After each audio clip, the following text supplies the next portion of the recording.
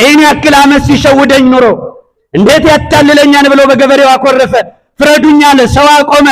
እንዲህ አድርጎኛል በድሎኛል አለ። ሰው ተሰብስቦ ሰማ። ገበሬው መልስ ሲሰጥ እውነት ነው፣ እኔ ግን እየተጠቀምኩት ያለ እንደምታውቁኝ አርሶ አደር ገበሬ ነኝ። ሚዛን መለካበት ቅቤውን የለኝም። ቅቤውን መለካበት ሚዛን ምንድነው አለ። ይሄንን ቅቤ መለካው ጧት 300 ግራም ዳቦ ሲልክልኝ ባንዱ በኩል ዳቦውን አደርግና ሚዛን ስለሌለኝ ባንዱ በኩል ቅቤውን ሳደርገው እኩል ሚዛኑ ከዚያ ጋር ሲመጣልኝ መልሼ ልክለታለሁ አለ። ለካ ገበሬው ሳይሆን የተሳሳተ ከተመኛው ነው። አያችሁ፣ ብድር በምድር ነው፣ ዋጋ ይከፍላል። ገና ያዕቆብ ወንድሙን የሸነገለው ያዕቆብ ዋጋ እየከፈለ ነው ወገኖች። አደገኛ የሆነ ህይወት ውስጥ እዚህ በኋላ ራሔልንም ተቀበለ፣ ሊያንም ተቀበለ። በጥቅሉ ወደ 14 ዓመት የሚደርስ ባርነት ውስጥ ገባ። 14 ዓመት ደክሞ ራሔል ስትሰጠው ሊያን ተወና ከራሔል ጋር ሲያብድ እግዚአብሔር አልወደደም። ሊያን አገለላት፣ ራሔልም አገለለቻት። ያዕቆብም ተዋት፣ ብቸኛ ሆነ። እግዚአብሔር ደግሞ ከብቸኞች ጎን ከተገፉ ሰዎች ጎን መቆም ደስ ይለዋል።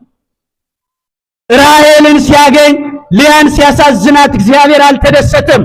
ስለዚህ ምን አደረገ? ወሶበ ርእየ እግዚአብሔር ከመ ትጸላ ሊያ ፈትሐ ማይጸና። ሊያ እንደተጠላች ባየ ጊዜ የሊያን ማይጸን ዝግ አድርጎ የሊያን ማይጸን ከፍቶ የራሔልን ማይጸን ግን ዝግ አደረገው። እግዚአብሔር ዝግ አይደለም ያደረገው፣ ዝግ አደረገው። እንዳትወልድ አደረጋት። ያዕቆብ ልጅ ማየት ይፈልጋል።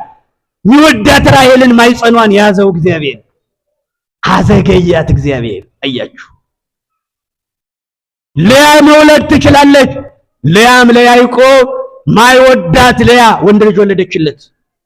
ስሙንም ራሷ በመስቃ ወጣችው፣ ሮቤል አለች። እስኪ በሉ፣ በጣም ያሳዝናል። ሮቤል እንደውም መጨረሻ ላይ በኋላ አድጎ ይሄ ከሊያ የተወለደው የበኩር ልጅ የሚባለው አድጎ በኋላ ከያዕቆብ ቁባት ጋር በምንጣፍ አንድ ሆኖ ያዕቆብ ረግሞት አጥንቱ የጠቆረ ሰው ነው እና የበኩር ልጅ ነው። መገፋቴን አየ እግዚአብሔር አለች። ልጇ ላይ በመስቃ አስቀመጠችው። ስሙ ላይ ስታስቀምጥ ምን አለች? ያዕቆብ ማነው? ሮቤል የመከራዬ ልጅ፣ እግዚአብሔር መገፋቴን አየ፣ ወንድ ልጅም ሰጠኝ ስትል ሮቤል አለችው ሊያ። በዚህ ልጇ ስታመሰግን እግዚአብሔር ሌላ ምስጋና የሚቀጥል ወንድ ልጅ ሰጣት። ሁለተኛው ልጇን ስምዖን አለችው። እግዚአብሔር ሰማኝ ስትል ማን ሰማኝ? ስምዖን አለችው። ቀጠለና ሶስተኛ ወንድ ልጅ ለማን? ለሊያ። የተጠላችው ሊያ 3 ወንድ ልጅ ወለደች። ሌዊ አለች። ልጹቅ እስኪ በሉ ሌዊ። ሌዊ ማለት ልጹቅ ማለት መጣበቅ ማለት ነው። ምንድነው መጣበቅ የሚለው? ስሙን ያዕቆብ ከዚህ በኋላ ልጅ ወለድኩ እኔ ነኝና ከራሔል ይልቅ ከኔ ጋር ይጣበቃል አለች ሌዊ። መጣበቅ ወይታለዋ አባጋ አቀርሜሎስ አንድ ይሆናል ከኔ ጋር ጣፈንታው መጣበቅ ነው። ያዕቆብ አንድ ይሆናል ከኔ ጋር። ስለዚህ ሌዊ አለች። እንዲህ ካለች በኋላ አራተኛ ወንድ ልጅ ሰጣት። ስንት ወንድ? አራተኛ ወንድ ልጅ ሲሰጣት ምን አለች?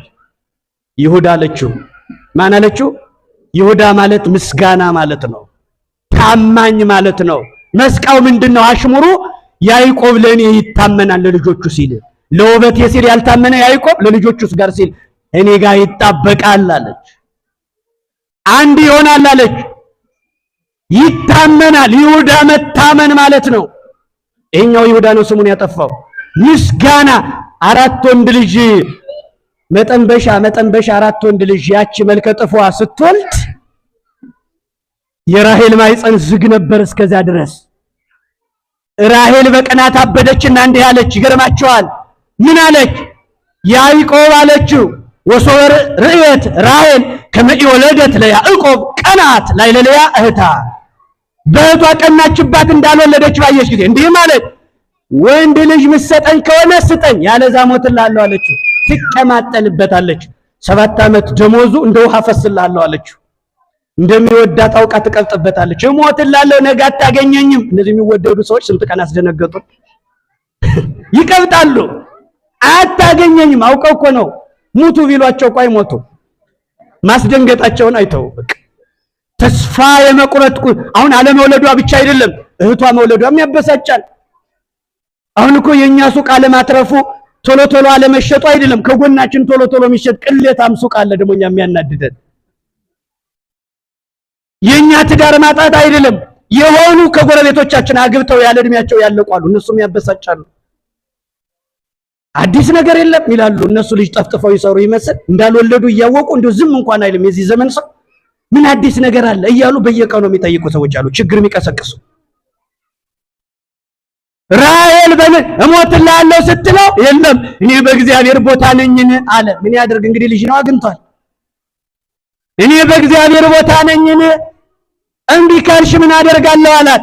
ያዕቆብ እንደቆረጠ ስታው ቀጥላ ምን አለች? ቶሎ ብላ ቀልበስ ሳደረገችና በል እንግዲህ መቼስ እኔ ባልወልድ የኔ ሰራተኛ ባላ ትባላለች፣ እሷን ልስጥህና ከሷ ወለድና ልጁ የኔ ልጅ ይባል፣ ራሔል ወለደች ይባል።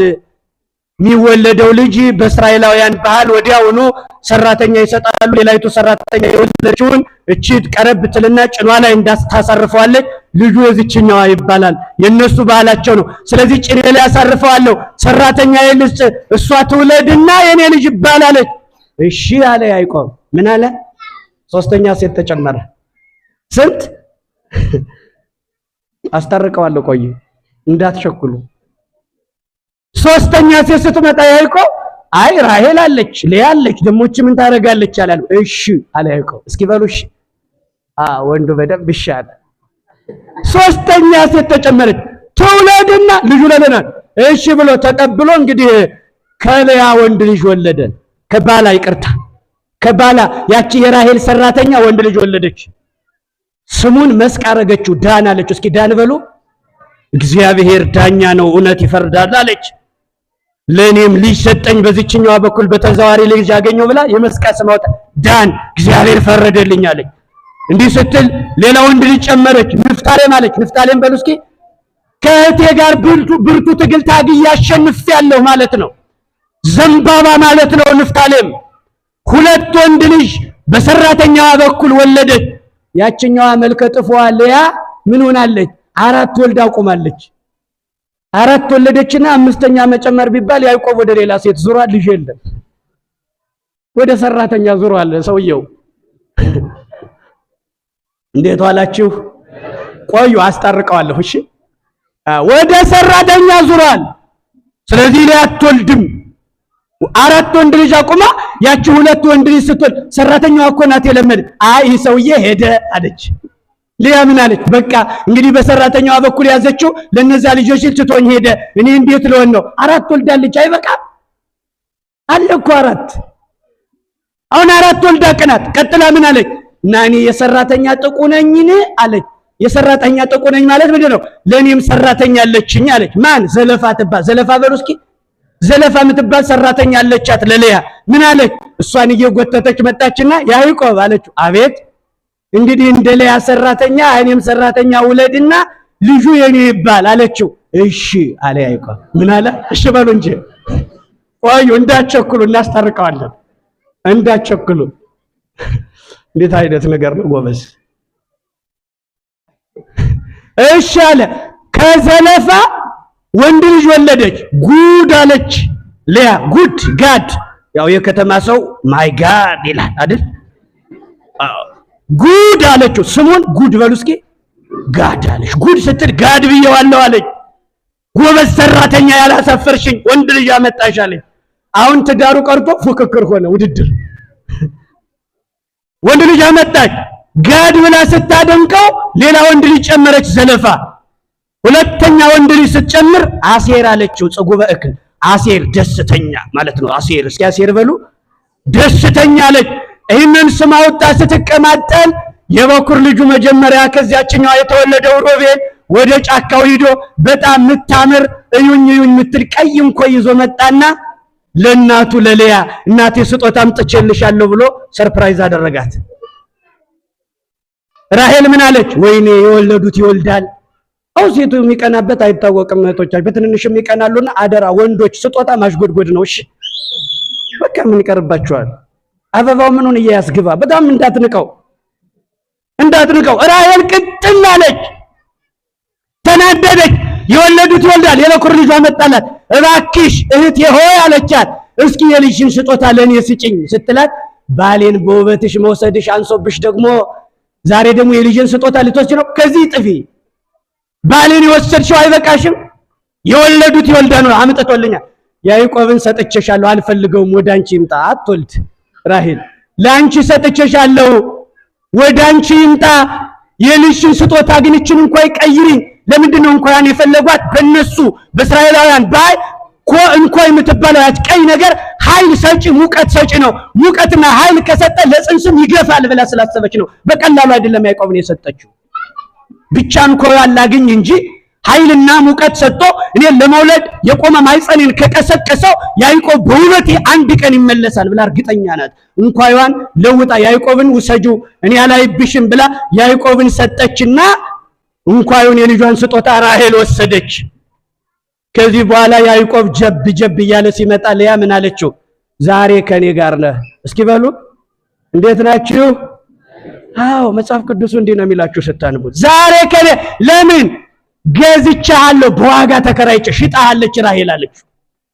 ያዕቆብ ወደ ልያ ገባ ወደ ማን ልያ ጸነሰች እንደገና አምስተኛ ወንድ ልጅ ራሔል አሁንም አልወለደችም ሰራተኞች ሁለት ወንድ ወልደዋል ልያ አምስተኛ ወንድ ልጅ ጨመረች ራሔል ገና ናት ምንም አልወለደችም ዝግ አድርጎታንም አይጸኗን ቀጠለች ራሔል ይህን ስትጠብቅ ወንድ ልጅ ስትወልድ ይሳኮር አለችው ይሳኮር ማለት ዋጋ ወይንም በዋጋ ገዝቻለሁ ተከራይቻለሁ ይሳኮር ዋጋ ማለት ነው ዋጋ ተገዝተሃል ማስታወሻ ነው በዚህ ስታመሰግን ስድስተኛ ወንድ ልጅ ወለደች ልያ ዛብሎን አለችው እስኪ በሉ ዛብሎን ስድስተኛ ወንድ ልጅ ዛብሎን ማለት አያችሁ በጣም ይገርማል መልካም ስጦታ ማለት ነው ዛብሎን እስኪ በሉ እግዚአብሔር መልካም ስጦታ ሰጠኝ ስድስተኛ ወንድ ልጅ ጨመረልኝ ዛብሎን አለችው ዛብሎን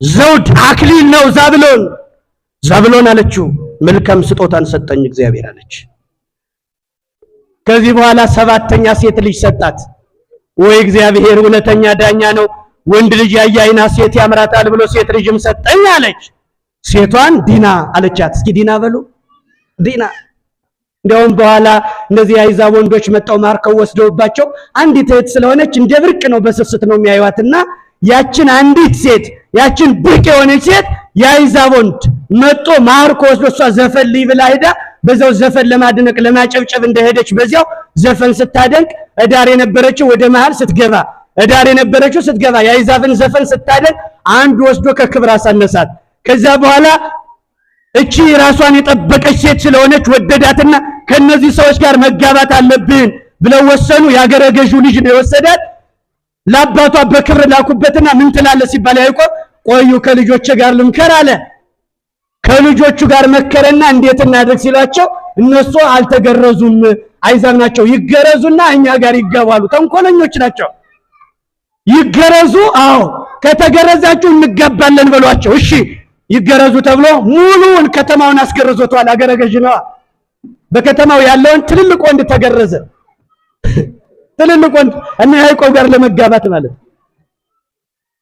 ካልተገረዘ ማን ያገባዋል እና ትልልቁ ሁሉ አዎ ሙሉ ይገረዛ ቁስል ደግሞ ካደጉ በኋላ ይጸናል ህፃን እንደሆኑ እኮ የሚገረዙ እንዳያማቸው ነው ይህ ሽማግሌ ደግሞ 40 ዓመት የጎሰመው ሰው ቢገርዙት አሁን ይንቀሳቀሳል ገርዘዋል እንዲጋቡ ይፈልጋሉ ገርዘው ሸለፈቱን አንሳ ሙሉ ከተማ ወንድ ተገረዘና ስምዖንና ሌዊ ምን ይላሉ እንግዲህ እንውጣና እንግጠማቸው መሮጥ አይችሉም አሉ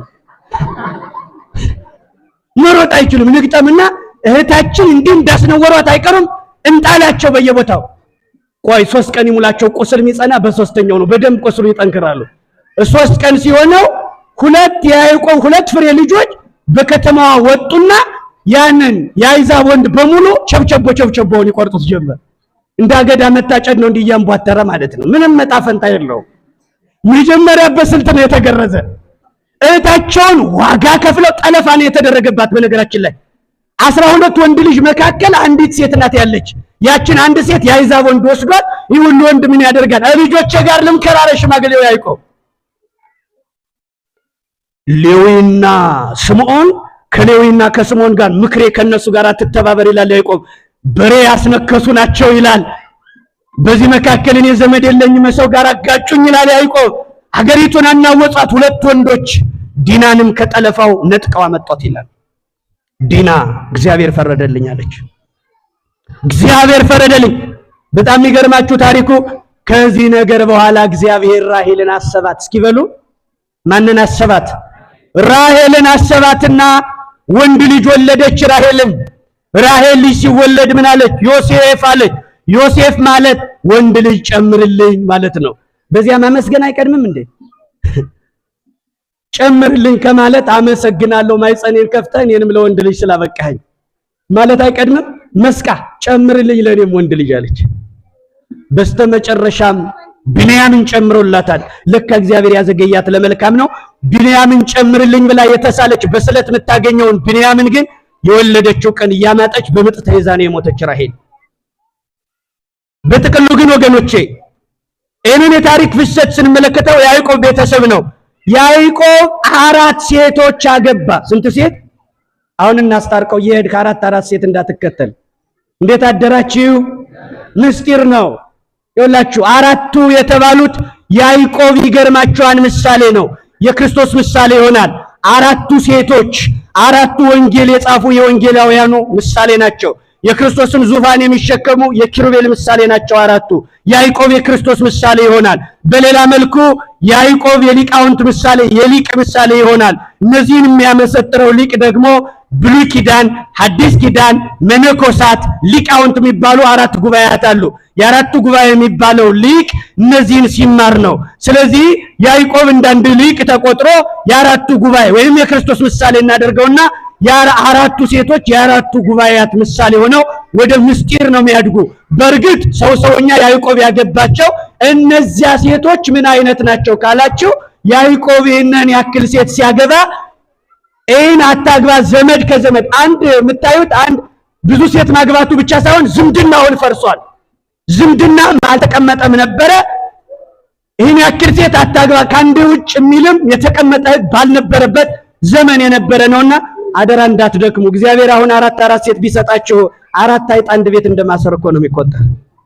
ቅናቱ መከራ ነው የሚሆነው። በጣም ከባድ እኮ ነው ጎበስ።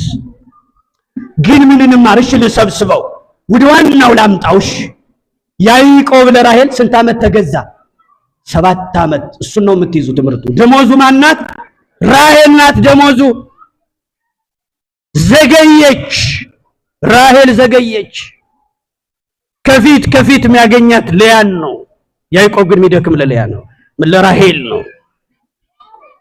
7 ዓመት የተገዛላት ፍጹም መገዛት ራሔል መንግስተ ሰማያት ናት። ማናት?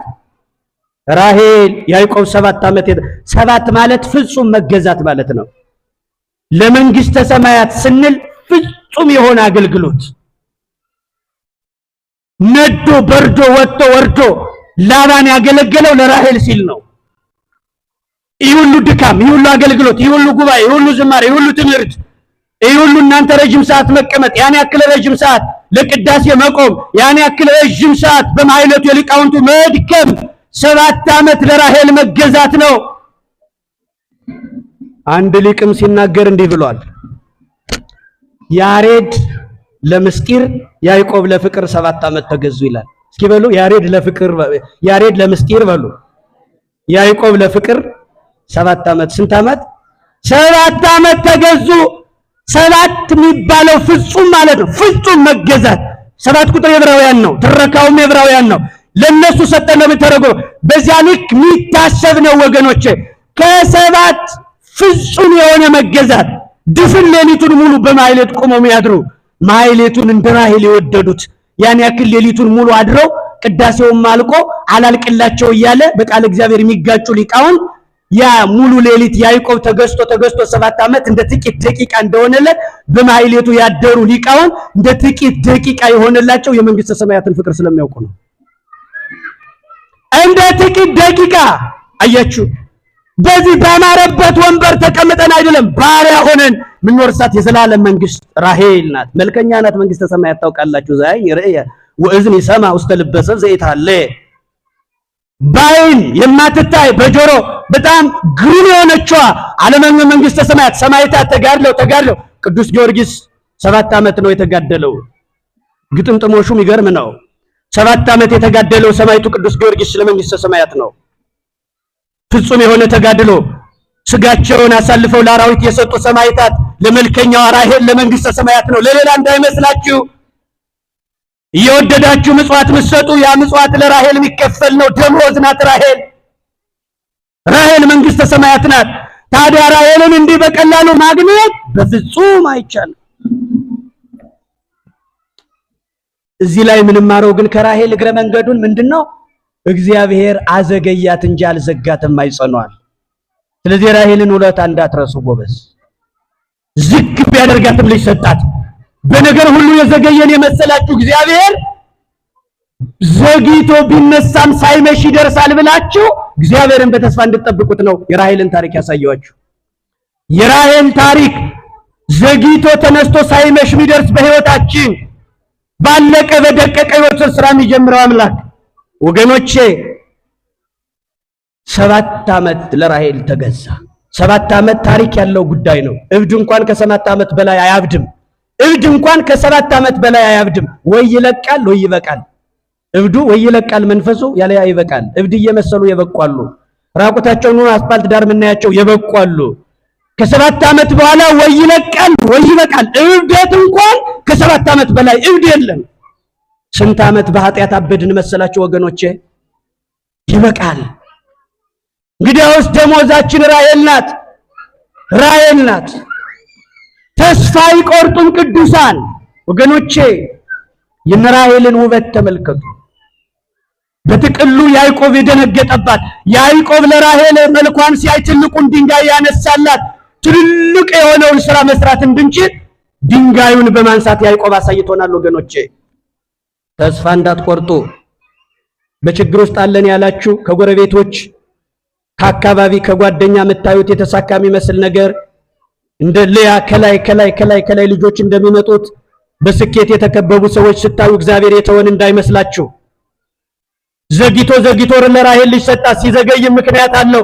ለካ ሁለተኛውን በስለት ያገኘችውን ጨምርልኝ የተባለው ቢንያም ሲወለድ ነፍሷ ስለሚጠፋ ይህን ስለሚያውቅ ማኅፀኗን ዝግ አስመስሎ አዘገያት።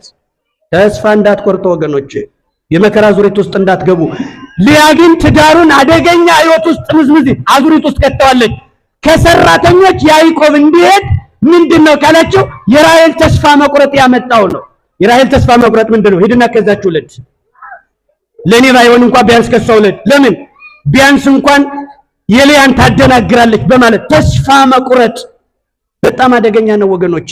በዚህ ዘመን ወጣቶች ሁሉ ራሳቸውን እያጠፉ እንደሆነ ተደጋጋሚ ተናግረናል። በጣም ተደጋጋሚ ወጣት ወንዶች፣ እነዚህ አልጫ ወንዶች፣ ሴቶች ሳይቀር ተስፋ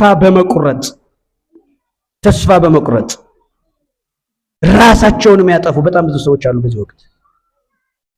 ተስፋ መቁረጥ በጣም ትልቁ በሽታ ይላሉ የኢራን ሴቶች፣ የኢራን ደናግል ሴቶች የሚመስሉት ምሳሌ አለ። አንዲት የንጉስ ልዕልት ሴት ናትና ተደራራቢ ሌላ ችግር አምጥቶባት እቺ የንጉስ ልዕልት ናትና በዛ ስትኖር አንድ ልጅ ተወድና ግቢው በጥበቃ የሚጠበቅ ስለሆነ ልጁን በየት ታስገባው? ደሞዝ ጉቦ ነገር ትከፍልና ለጥበቃው እየሰረቀች ፍቅረኛዋን ታስገባለች። አባቷ ልዑሉ አያውቅም። እንዲህ ያደረገች ስትኖር አንድ ቀን ይሄ ፍቅረኛዋ ሲመጣ ቅብጠት በዛና አፕል ይዘው መወራወር ጀመሩ። ያው አፍላ ፍቅር እንደምታውቁት እንዲያ ነው። እንዴት ዋላችሁ? ያ ተሾልኮ ጉቦ ተከፍሎለት የገባ ፍቅረኛ አፕል እየተወራወሩ አፕሉን ምንድነው የሚያደርጉት? ካፍ ማን ያስገባል? ካፋችን አፕል እናስገባ። የቅንጦት እንዲህ ሲወራወሩ ከጉረሮ ሆዶ ተቀረቀረ። ልጅቱ የወረወረችው አፕል ጉረሮ ሲቀረቀር ማጅራቱን ብትመታው ውሃ ብትሰጠው አልመለሳልና ሰውየው ሞተ። ፍቅረኛዋ በጣም ውድ ፍቅረኛዋ ሞተ። በጉቦ በስንት ጣጣ የገባ ነውና እንዴት አድርጋ ታውጣው? ጊዜው ሲደርስ ውጣ ብሎ ጠበቃው ሲመጣ የለም በቀላሉ አይወጣም ሞተ እኮ እንዴት ላድርግ ስትለው እንደምንም አድርጋ አውጣልኝ ስትለው እኔ የፈለኩትን ካደረግሽልኝ የጠየቁሽን ከሰጠሽ አወጣልሻለሁ ብሏት ተግባባችና ይሄንን ግድ የለም አለችው። በኩንታል እንደ ቆሻሻ ተሸክሞ ይዞት ወጣ። እሱን ወስዶ ጥሎ ግን ተመልሶ የዝሙት ጥያቄ ጠየቃት። የልዑል ልጅ ናት፣ ልዕልት ናት፣ ድንግል ሴት። ጥበቃ ሰራተኛው የዝሙት ጥያቄ ሲጠይቃት እንደ ፍሪጅ ቀዘቀዘች። በጣም አደገኛ የሆነ ነገር ነው። ከዚህ በኋላ ምን አለች መሰላችሁ? በይ ከዚህ በኋላ አጣፈንታሽ ከኔ ጋር መኖር ነው።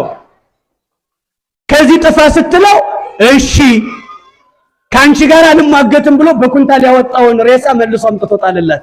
አውጣውና ብላ ዝሙት ጀመረች ሳታስበው። አንዱ ኃጢአት ሌላውን ይወልደዋል። አያችሁ? ዝሙት ጀመረች ከጥበቃ ሰራተኛ የልዑሉ ልጅ ድንግሏ ሴት። ከዚህ በኋላ በአንድ ቀን ማይቆም ሆነ። ይሄ ጥበቃ ሰራተኛ አሮጌ ኩንታል እያሳየ ሴቲቱ ጋር ትዳር ይዞ መኖር ፈለገ። እምቢ ካለች ያን ኩንታል ያሳያታል። እየተመላለሰ አሁን ኑሮ ጀመር አብሮ። ቀስ አድርጋ የጀመረችው ነገር አደጋ ውስጥ ገባ። ኑሮ ካሉት ፍሪጅ ይሞቃል ብላለች አሉ ኮካኮላ። እውነት አሰብ ኮካኮላ ናት አሉ ይሄን ያለች። ኑሮ ካሉት ፍሪጅ ይሞቃል አለች። በጥበቃው ጋር ኖረች ያቺ ልዑል ልጅ ልጅቷ። ከዚህ በኋላ ኑሮ ሲሰለቻት አንድ ዘዴ ዘየደች ማምለጫ። ምን አደረገች? አንድ ቀን በጣም የሚገርም ወይን ጠምቃይ ለንጉሱ ለአባቷ ለልዑሉ የተዘጋጀውን ወይን ከቤቷ ደብቃ ቆየችና ያጥበቃ ሲመጣ በል እንግዲህ ጠጣለችና ጠጥቶ ሙቸከርም ይሁን ይሄ ጥበቃ የልዑሉን ወይን አግኝቶ ጠጥቶ እንደተሸነፈ ቦክሰኛ ተዘርሮተኛ ጎትታ ወስዳ ከአባቷ በር ላይ ጣለችው። እንደምንም አንከባላ እንደሙቀጫ። ከዛ አስቀምጠውታል። የንጉሱ ጠባቂዎች ሲያዩት እንዳልሆነ ሆኖ ወድቋል። ቀረብ ብለው ሲያስሸቱት የንጉሱን ወይን ሰርቆ እንደጠጣ ገባቸው። በአደባባይ ሰቅለው ገደሉላት። በአደባባይ ሰቅለው ሲገሉት ካፉ የሚሸተው የወይኑ የአልኮሉ መዓዛ ምን አይነት ወይን ብጠምቅ ነው እች ልጅ ግን ብሎ ሙያዋ ተደነቀና እችን የልዑል ልጅ አንድ የልዑል ልጅ አጫት ይላል። ኢራን ላይ የተደረገ እውነተኛ ታሪክ ነው። ሪል የሆነ ታሪክ ነው። አንድ ኃጢአት ሌላ ኃጢአት እየወለደ እንደሚመጣም ያስረዳል።